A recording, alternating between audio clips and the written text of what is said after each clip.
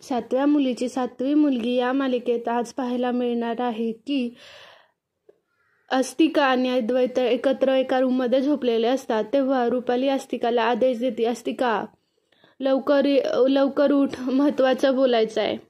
तेव्हा अस्तिका उठून निघालेलीच असते की अद्वैतला जाग येते आणि विचारतो, अस्तिका कुठे निघालीस?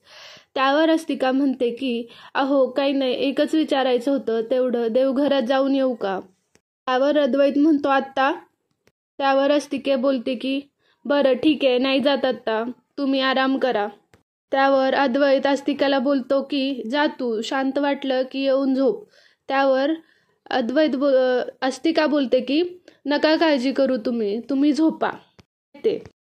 तेव्हा परत ती रुपालीच्या रूममध्ये जाते आणि रुपालीला म्हणते बोला. त्यावर रुपाली म्हणते तुला पुढचा आदेश द्यायचा आहे.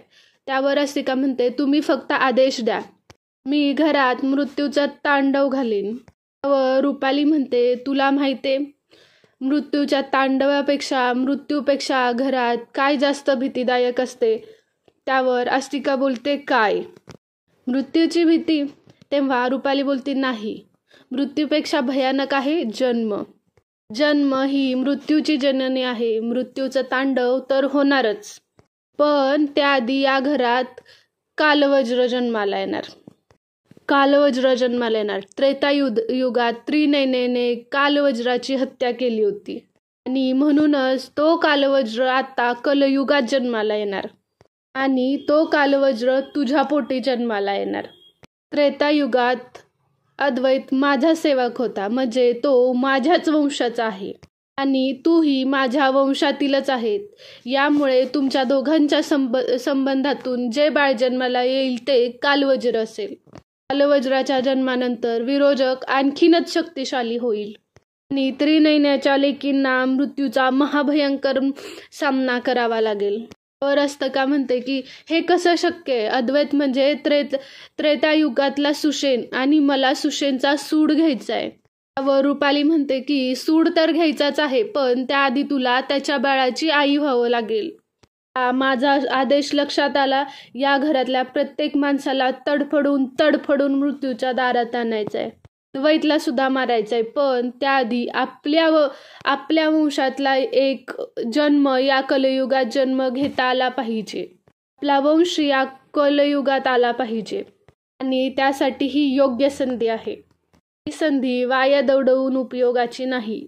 त्यावर अस्तिका म्हणतात की माफी असावी विरोचका, पण माझ्याकडून हे शक्य नाही. त्रेतायुगात ज्याने माझ्या दुर्माची हत्या केली त्याच्याबरोबर हे शक्य नाही.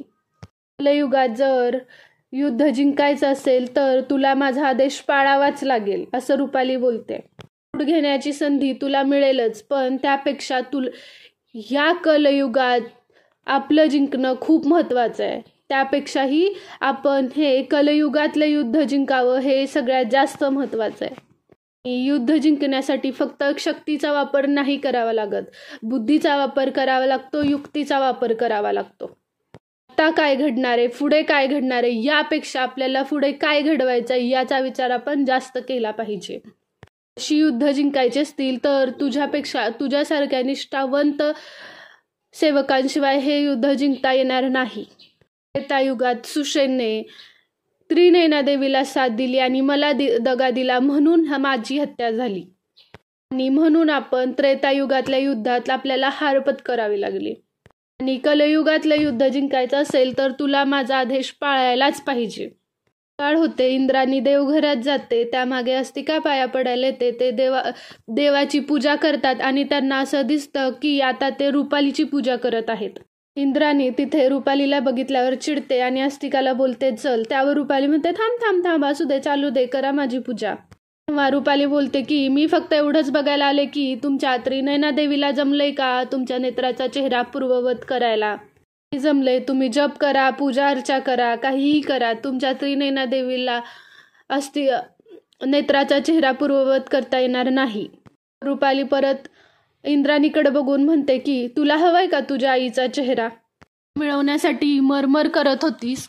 त्यावर इंद्राणी म्हणते की मरमर तर आता तुला करावी लागणार आहे, फक्त थोड्या दिवसांचा प्रश्न आहे, तू बघच आता.